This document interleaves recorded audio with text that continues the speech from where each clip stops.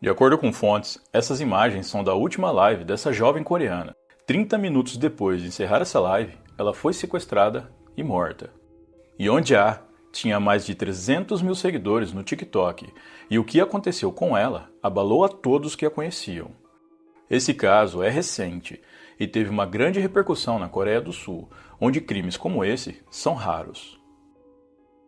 Fala pessoal, tudo bem com vocês? Sejam bem-vindos a mais um vídeo aqui no canal. E no vídeo de hoje eu vou falar a respeito do caso Yeonja, um caso que aconteceu na Coreia do Sul e repercutiu muito naquele país. Pessoal, não sei se alguns de vocês já conheciam essa história ou viram em algum lugar, mas o crime, ele aconteceu bem recentemente e a jovem que foi vítima desse crime, ela era bem famosa lá na Coreia do Sul. Então as pessoas lá ficaram bem consternadas, bem tristes, foi algo bem surreal para eles. Eu trouxe aqui todas as informações disponíveis, mesmo que a mídia coreana não divulgue muita coisa, eles são bem reservados com isso por causa da lei lá. No meio do vídeo eu vou falar isso, vocês vão entender. Mas mesmo assim eu consegui trazer um vídeo bem completo aqui para vocês. Bom, antes de mais nada, eu peço para vocês que, se gostar do meu conteúdo, deixem um like e um comentário que me ajuda demais aqui no meu trabalho. Então, sem mais delongas, bora pro vídeo.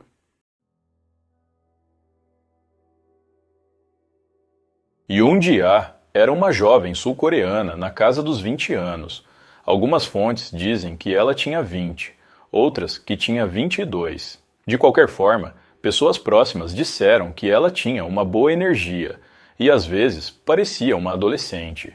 Com mais de 300 mil seguidores no TikTok, ela costumava fazer lives animadas, conteúdos de lifestyle, e muitos se sentiam atraídos pelo seu carisma. Carisma esse que conquistou milhares de fãs. Aspirante a atriz, Jia usava as redes sociais como um trampolim para sua carreira no entretenimento, compartilhando momentos de sua vida cotidiana com um sorriso esperançoso e uma boa comunicação. Seus familiares a descreveram como alguém que amava muito a família e interagia de forma genuína com o público, sempre grata pelo apoio. Seu perfil no TikTok era o seu espaço, onde ela sonhava em brilhar nas telas. Mas, por trás das curtidas e comentários positivos, o mundo digital de Jia atraía não só admiradores, mas também figuras perigosas. Plataformas como o TikTok têm um sistema de VIP fãs ou patrocinadores, onde usuários gastam fortunas em gifts virtuais para ganhar status e proximidade com os seus criadores de conteúdo favoritos.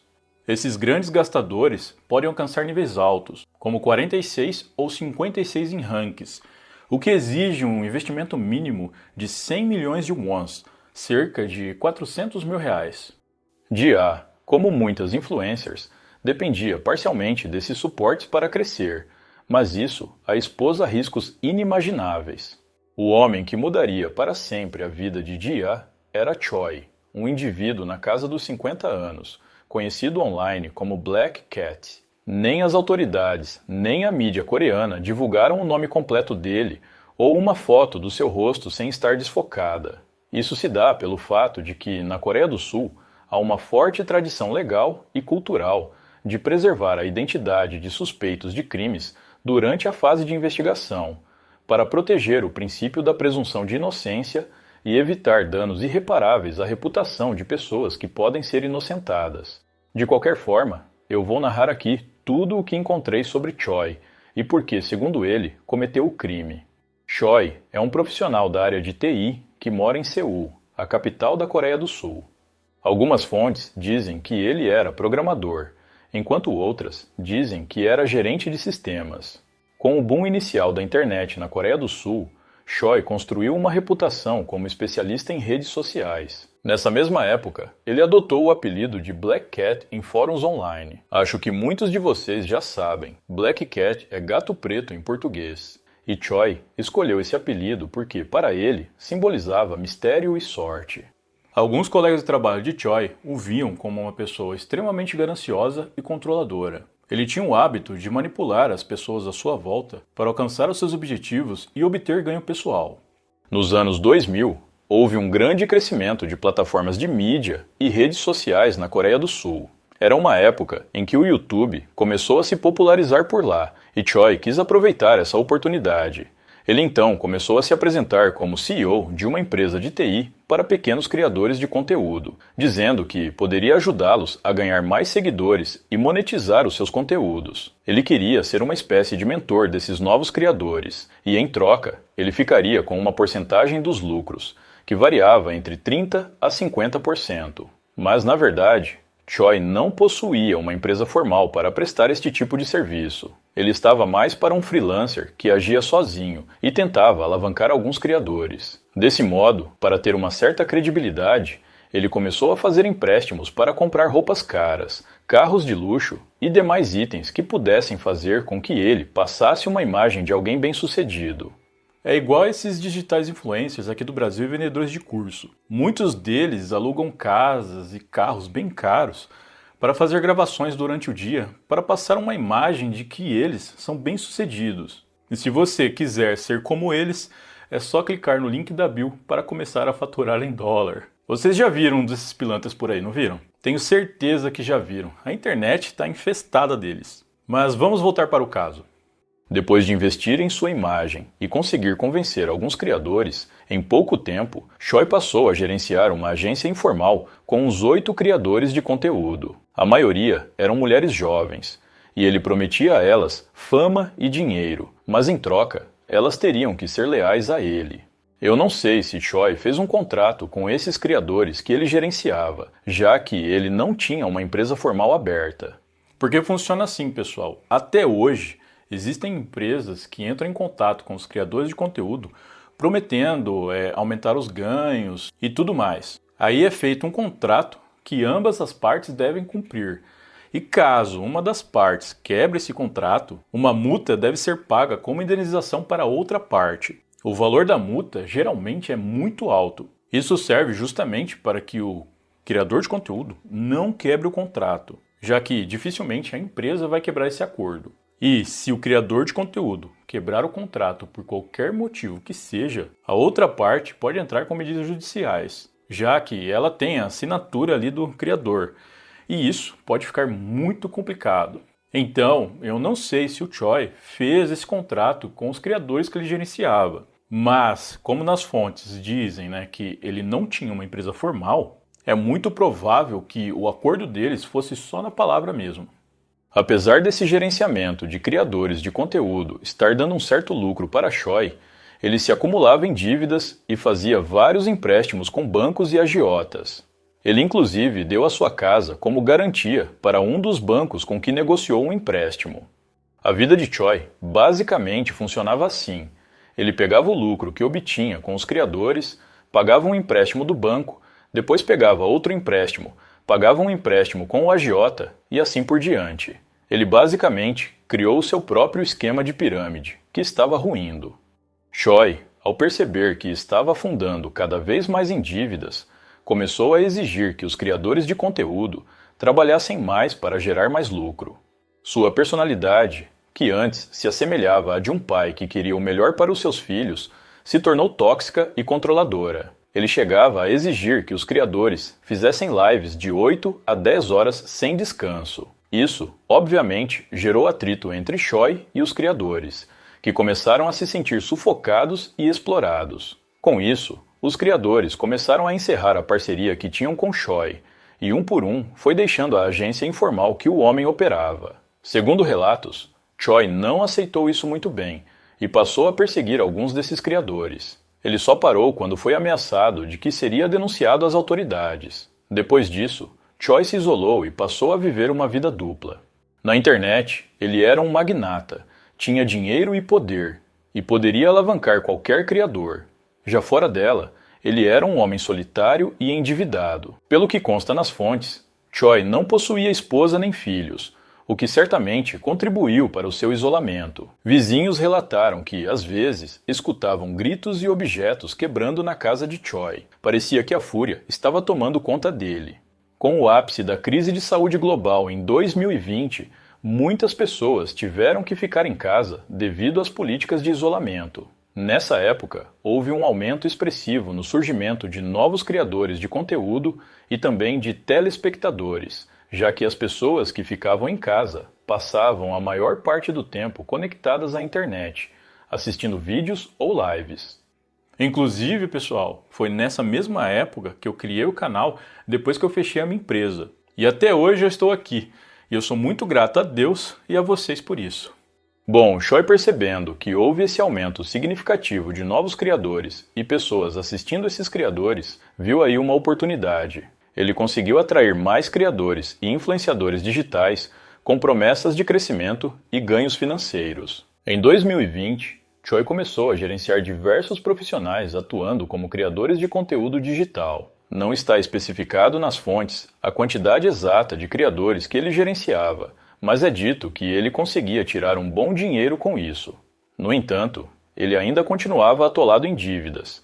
A sua casa, que ele deu como garantia para um empréstimo com o banco, estava com a hipoteca atrasada, e se ele não pagasse, o banco iria confiscar a casa. Choi ignorava as cobranças sempre que podia, e já fazia meses que o banco tentava entrar em contato com ele sem sucesso. Quando conseguia levantar dinheiro, ele pagava uma parcela do empréstimo para não perder a casa, enquanto as outras iam atrasando. Ele fazia isso para retardar ao máximo que o banco tomasse a sua casa, mas era só uma questão de tempo para ele perder tudo, e ele sabia disso. No começo, a relação de Choi com esses novos criadores que ele gerenciava era boa, onde ambas as partes ganhavam. Os criadores realmente tinham bons resultados com Choi gerenciando-os, mas, como ele estava desesperado para conseguir mais dinheiro, logo a sua personalidade tóxica veio à tona novamente. Um relatório policial indica que, em dezembro de 2024, Choi, então com 50 anos, agrediu uma influencer que ele gerenciava e a manteve em cárcere privado em sua própria casa. O episódio ocorreu depois que essa influencer tentou romper o acordo que eles tinham. Em depoimento, a influencer disse que foi bastante agredida e detida por horas na casa de Choi, que disse que ela não sairia de lá até que mudasse de ideia a respeito do acordo deles. Na época, Choi foi preso e indiciado por lesão corporal e sequestro, mas foi liberado pouco tempo depois, após pagar uma fiança. Essa falha judicial permitiria que Choi cometesse um crime muito mais grave, quase um ano depois. Agora, vamos para o início de 2025, data em que Choi começou a se aproximar da figura central deste caso, Yoon Ji-ah. Como dito anteriormente, Ji-ah tinha o sonho de ser atriz e via nas redes sociais uma oportunidade de ficar conhecida para, quem sabe um dia, poder estrelar em algum papel na televisão sul-coreana. Nessa época, ela já tinha mais de 100 mil seguidores no TikTok, mas sabia que precisaria de uma quantidade maior para ter mais visibilidade e atingir o seu objetivo. Foi então que Choi apareceu. Choi se apresentou para Ji-ah como CEO de uma agência que ajudava criadores de conteúdo e digitais influencers a crescerem. Ele disse para ela que era uma espécie de padrinho de estrelas, dando a entender que todo mundo que ele gerenciava virava uma estrela. E como sabemos, era exatamente isso que Ji-ah sonhava. Ela queria ser uma atriz famosa, uma estrela de televisão. Choi prometeu para a jovem que dobraria o número de seguidores dela em pouco tempo, mas em troca, ele ficaria com 40% de toda a receita de suas lives e também queria a sua lealdade. Ji-ah, vendo Choi como alguém experiente no ramo das redes sociais, aceitou. A parceria entre os dois rendeu frutos em pouco tempo. Choi investiu pesado no perfil de Ji-ah, pagando grandes somas de dinheiro para alavancar o perfil dela no TikTok. Desse modo, dezenas de milhares de novos seguidores começaram a chegar, fazendo com que o número de seguidores da jovem aumentasse significativamente. Mas, ao mesmo tempo que os seguidores de Ji-ah aumentavam, as dívidas de Choi também aumentavam, já que ele fazia mais empréstimos para investir na carreira de influenciadora dela. Nos meses posteriores, o número de seguidores de Ji-ah mais que dobrou, e o seu desempenho estava cada vez melhor, assim como o retorno financeiro. Contudo, como já sabemos, Choi estava atolado em dívidas, e o retorno financeiro obtido através das redes de Ji-ah não estava sendo suficiente. Então, mais uma vez, Choi começou a fazer exigências absurdas na intenção de aumentar os lucros. Ele impôs regras a Ji-ah que não eram nem um pouco normais. Além de lives diárias obrigatórias de no mínimo 8 horas, Choi mandou que a jovem instalasse um app de rastreamento no celular pessoal dela para que ele sempre soubesse aonde ela estava. De início, Ji-ah não viu problema nisso e passou a seguir todas as regras impostas por Choi. Na cabeça dela, ele era muito experiente e sabia o que estava fazendo, já que o número de seguidores dela aumentava cada vez mais. Porém, conforme os dias foram passando, Ji-ah foi se sentindo cada vez mais sobrecarregada e estressada. Ela inclusive chegou a comentar isso com algumas amigas, que perceberam o quanto ela parecia cansada com a rotina imposta por Choi. Em setembro de 2025, Ji-ah descobriu toda a verdade sobre Choi. Não se sabe ao certo como isso aconteceu, mas ela ficou sabendo do passado dele com outros criadores e das dívidas exorbitantes que ele tinha, incluindo a dívida da casa dele, que já estava prestes a ir para o leilão. Ela soube das agressões e do sequestro que Choi cometeu contra outra influenciadora, e isso a deixou com bastante medo. Ji-ah já estava exausta do controle e das exigências de Choi em cima dela, e para ela, saber sobre o passado sombrio dele foi como um sinal de que deveria se afastar. Ji-ah então entra em contato com Choi e diz que não quer mais fazer parceria com ele. Choi fica desesperado. Ele chama Ji-ah de filha ingrata e diz que ela cresceu graças a ele e que não era justo ela o abandonar. Mas a jovem já tinha tomado a sua decisão e depois disso decidiu cortar contato com Choi. A verdade era que Ji-ah era uma mina de ouro para Choi. De acordo com fontes, ela rendia a ele cerca de 50 a 100 milhões de wons todos os meses, o que, convertido em reais, dá 200 ou 400 mil. De todos os criadores de conteúdo e digitais influencers que Choi gerenciou, Ji-ah era a que tinha o melhor desempenho e, consequentemente, a que lhe rendeu o maior lucro. Ele sabia que, com o encerramento dessa parceria, as suas chances de sair do buraco de dívidas do qual havia se enfiado seriam mínimas. Choi ficou completamente desesperado, e esse desespero o levaria a cometer um crime brutal. Em 10 de setembro de 2025, câmeras de segurança instaladas em uma rua de Seul flagraram o momento em que Choi abordou Ji-ah e, de joelhos, implorou para que ela não o abandonasse. Ele tentou pegar o celular da jovem, mas ela recuou e foi embora. No mesmo dia, a casa de Choi foi oficialmente leiloada e ele ficou sem teto. No dia seguinte, 11 de setembro, Ji-ah estava na ilha Yeongjong, fazendo a sua live diária no TikTok. Ela encerrou essa live às 3 horas da tarde, agradecendo aos seus seguidores e se despedindo. Nem ela, nem os seus seguidores poderiam imaginar que essa seria a última live dela.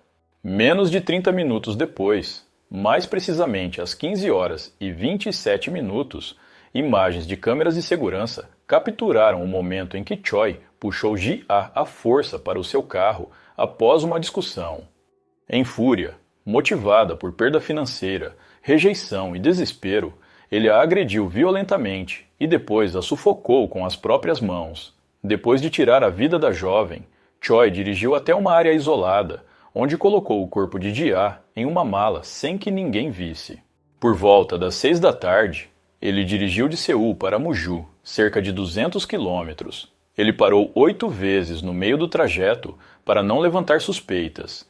Entrava normalmente em postos de combustíveis e parava em áreas urbanas, onde comprava alguns itens e descansava, tudo isso para fingir normalidade. Ao chegar próximo a uma área montanhosa, Choi estacionou o seu carro, desceu, pegou a mala com o corpo de Ji-ah e subiu uma montanha que possuía bastante vegetação.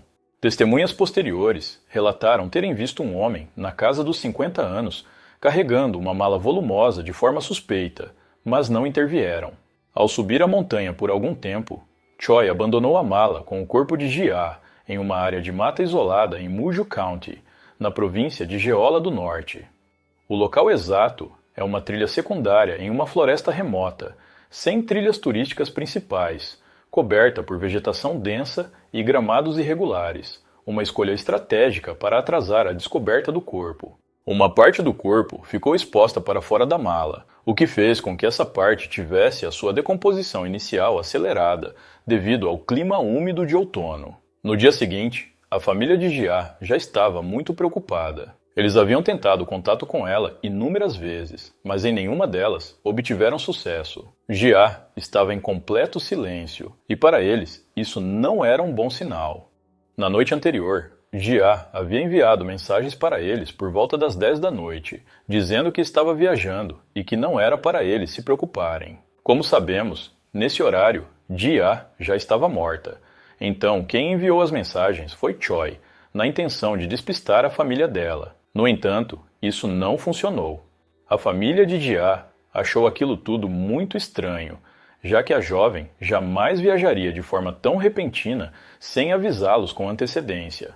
A família então reportou o desaparecimento de Gia para a polícia de Yongin-dongbu, que fica na região metropolitana de Seul e é a área em que eles moram.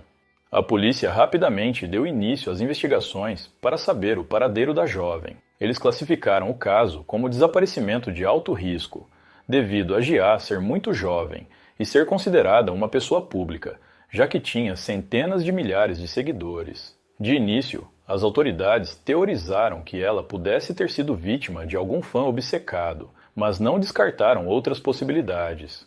O pai de Gia participou ativamente da busca inicial e forneceu informações a respeito de todas as pessoas próximas à filha, incluindo Choi.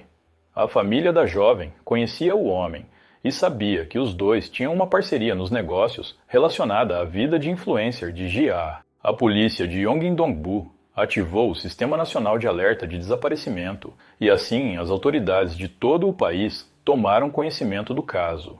Lembrando que a Coreia do Sul é um país pequeno, então é fácil uma pessoa cruzar todo o país em um único dia ou até mesmo em algumas horas.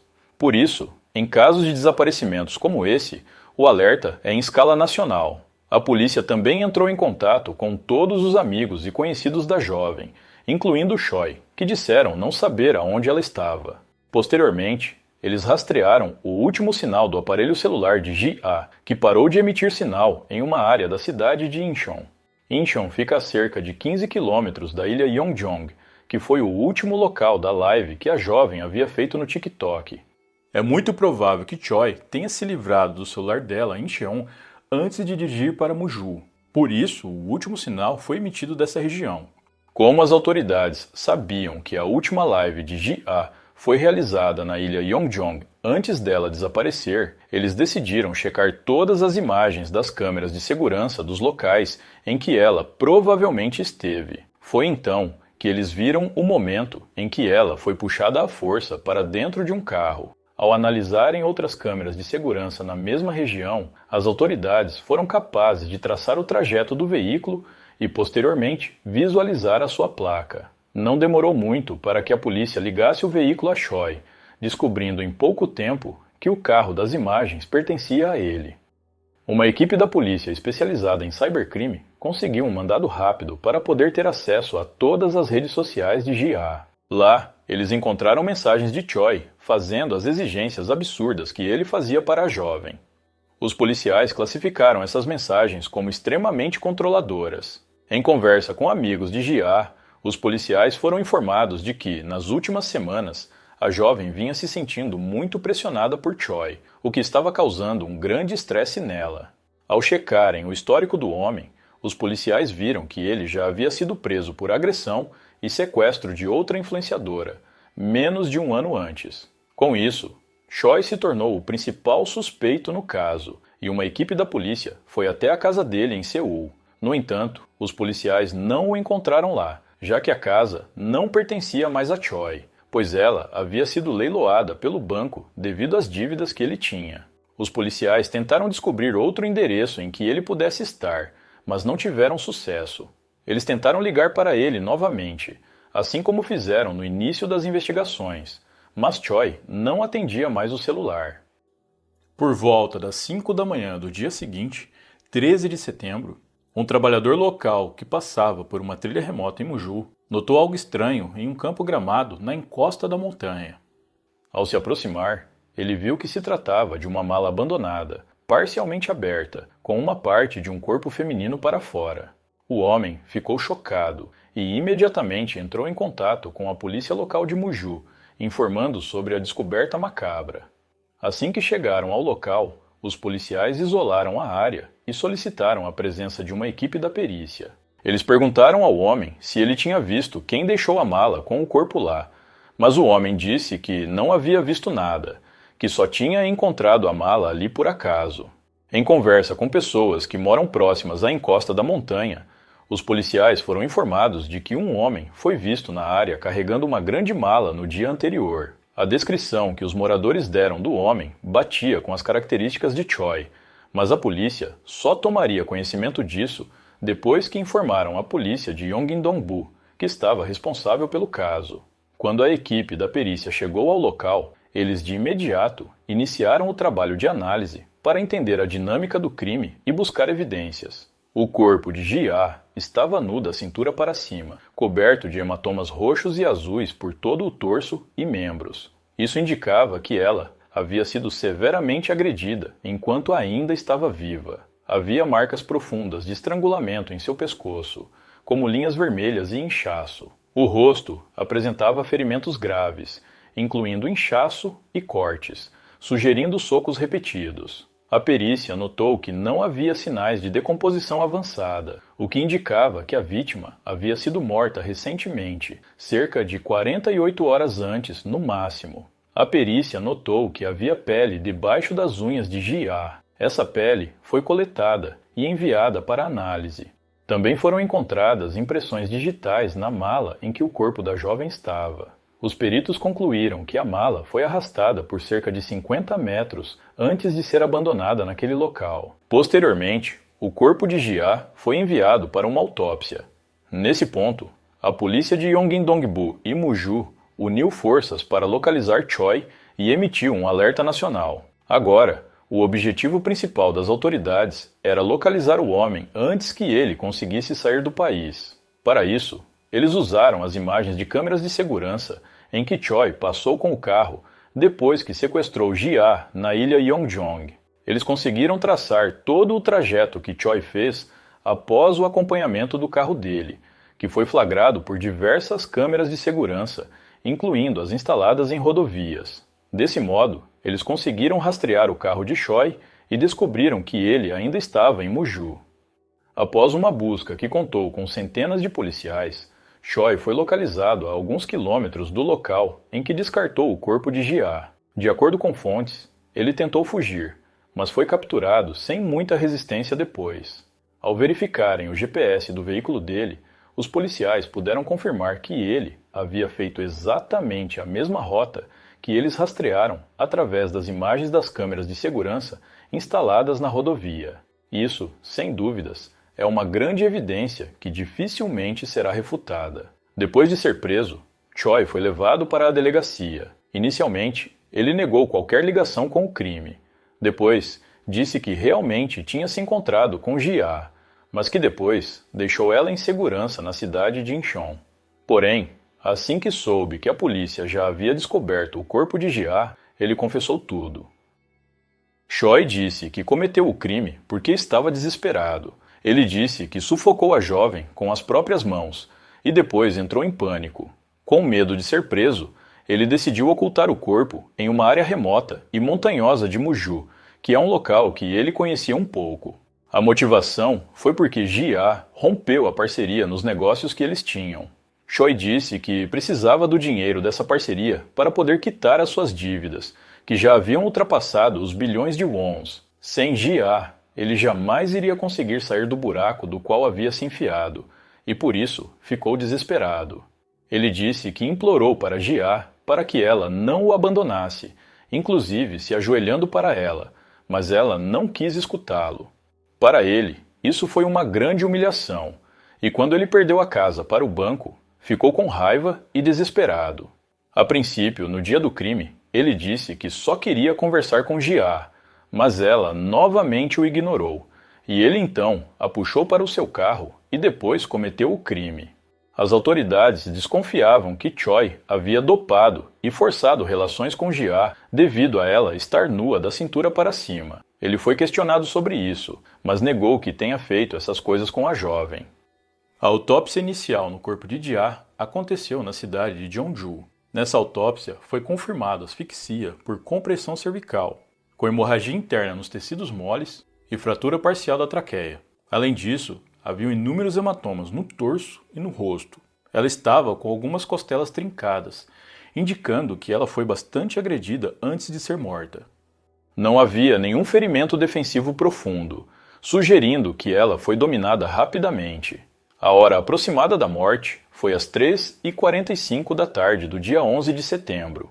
Lembrando que imagens de câmeras de segurança flagraram o momento em que Choi puxou Ji-ah à força para o seu carro às 3h27. Posteriormente, uma autópsia mais completa foi realizada no corpo de Ji-ah. As autoridades suspeitavam que a jovem havia sido vítima de relações forçadas devido a ela estar nua da cintura para cima. No entanto, nessa segunda autópsia, foi constatado que Ji-ah não foi vítima de relações forçadas, uma surpresa para as autoridades. Ela também não tinha nenhuma droga em seu organismo, descartando assim a teoria de que Choi a dopou e forçou relações com ela antes de matá-la. A pele encontrada sob as unhas dela foi testada com o DNA de Choi e deu compatível. As impressões digitais encontradas na mala em que o corpo estava também deram compatíveis com as impressões de Choi, e a fibra do banco do carro que estava na parte externa da mala deu compatível com a fibra do banco do carro dele. Com todas essas evidências e mais a própria confissão de Choi, uma condenação é certeira. Em 16 de setembro, Choi passou pela sua primeira audiência de prisão preventiva em Muju. O juiz responsável aprovou a prisão dele, afirmando que havia risco de fuga e também porque ele já era reincidente. Choi foi formalmente acusado pelo crime e transferido para uma prisão em Seul sem direito à fiança. O caso de Ji-ah teve grande repercussão na Coreia do Sul e também em outras partes da Ásia. Os fãs dela fizeram um memorial virtual no TikTok, onde expressaram muita tristeza. Grupos de fãs de K-pop e streamers organizaram vigílias virtuais, com lives em massa usando filtros em homenagem a Ji-ah. Um documentário sobre o crime foi transmitido pela SBS poucos dias depois do ocorrido e alcançou audiência recorde com cerca de 7 milhões de espectadores. Isso fez com que o caso ganhasse mais repercussão ainda. Em entrevista, a família da jovem disse que estava profundamente abalada e que esperava a pena máxima para Choi. Atualmente, Choi se encontra em uma prisão de Seul, onde aguarda o seu julgamento, que está previsto para o final deste ano. De acordo com as leis da Coreia do Sul, se condenado por todas as acusações, Choi poderá pegar a prisão perpétua sem possibilidade de liberdade condicional. Eu não encontrei informações sobre o funeral de Ji-ah. Tudo indica que a família optou por uma cerimônia de despedida discreta, que certamente contou apenas com a presença de pessoas muito próximas. Bom, pessoal, e esse foi o vídeo de hoje. O que vocês acharam desse caso? Vocês já conheciam? Aproveitando, tem um outro caso que eu já fiz, não sei se vocês assistiram, chama Airi Sato. Ele aconteceu no Japão e ele é muito semelhante a este caso. Caso vocês não tenham visto, eu vou deixar um comentário fixado com o link aqui. É só clicar que vocês vão direto para esse vídeo. No mais é isso, conta aqui para mim nos comentários o que você achou. Muito obrigado por assistir até o final. Um grande abraço e até a próxima.